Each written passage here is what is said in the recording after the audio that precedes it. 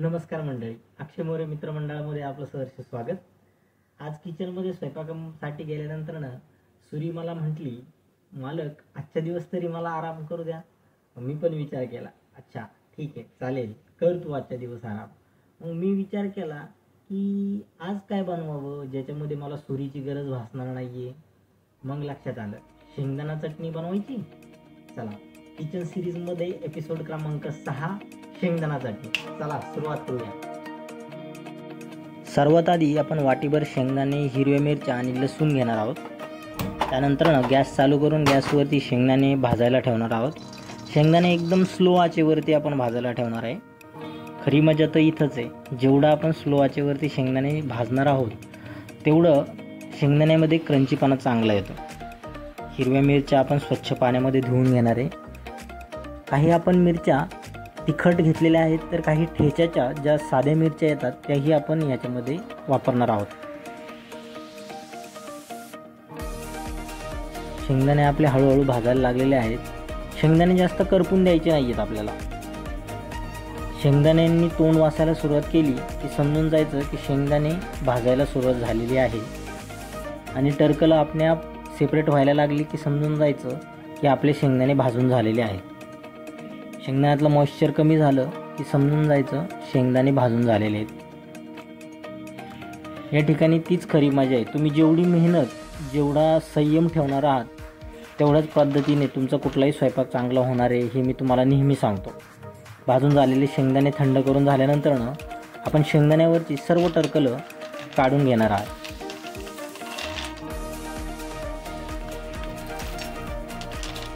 शेंगदाण्यामध्ये 2-3 वेगवेगळ्या पद्धती आहेत. प्रत्येकाची बनवायची पद्धत वेगवेगळी आहे.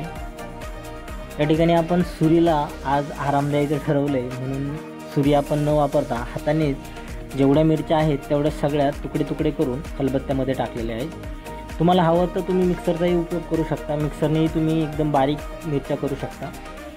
पण मग ती म्हणतात ना, हाताला प्रत्येकाची वेगवेगळी चव असते. तसंच तुम्ही जी मेहनत करताय त्या मेहनतीलाही तुमची चव असते. तेच फळ आपल्याला चविष्ट अशा शेंगदाण्याच्या रूपाने मिळणार आहे. आपला ठेचा ठेचून झाल्यानंतर याच्यामध्ये आपण थोडंसं मीठ ॲड करणार आहे.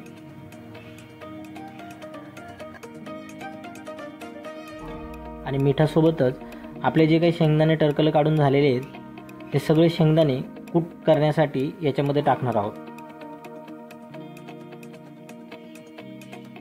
पुन्हा शेंगदाणे बारीक करण्यासाठी तुम्ही मिक्सरचाही उपयोग करू शकता. पण खरी मजा इथे आहे, तुम्हाला शेंगदाणे हाताने कुटता आले पाहिजेत. ती मेहनत तुमची त्या शेंगदाणा चटणीमध्ये दिसून आली पाहिजे. आपला कूट तयार आहे. कधी कधी आपल्याला जेवढं बारीक हवं असतं तेवढं मिक्सरमध्ये करता येत नाही, म्हणून सगळ्यात चांगला ऑप्शन आहे की आपण खलबत्त्यामध्ये करून घ्यावं. गॅसवरती कढई ठेवल्यानंतर कढई तापल्याचा अंदाज आल्यानंतर आपण त्यामध्ये तेल ॲड करणार आहोत. तेल गरम करून झाल्यानंतर आपली जी काही चटणी तयार झालेली आहे ती चटणी त्यामध्ये परतवून घेणार आहोत.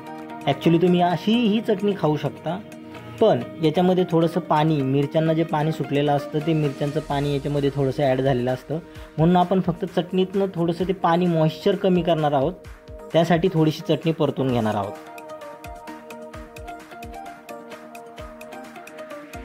आणि आपली चटणी मोकळी झालेली आहे, त्याच्यातलं मॉइश्चर निघून गेलेलं आहे. आणि अशा पद्धतीने तयार आहे झणझणीत गावरान अशी शेंगदाणा चटणी. नक्की घरी बनवा. माझी रेसिपी तुम्हाला कशी वाटली हे कॉमेंट सेक्शनमध्ये नक्की सांगा. भेटूया पुढच्या व्हिडिओमध्ये.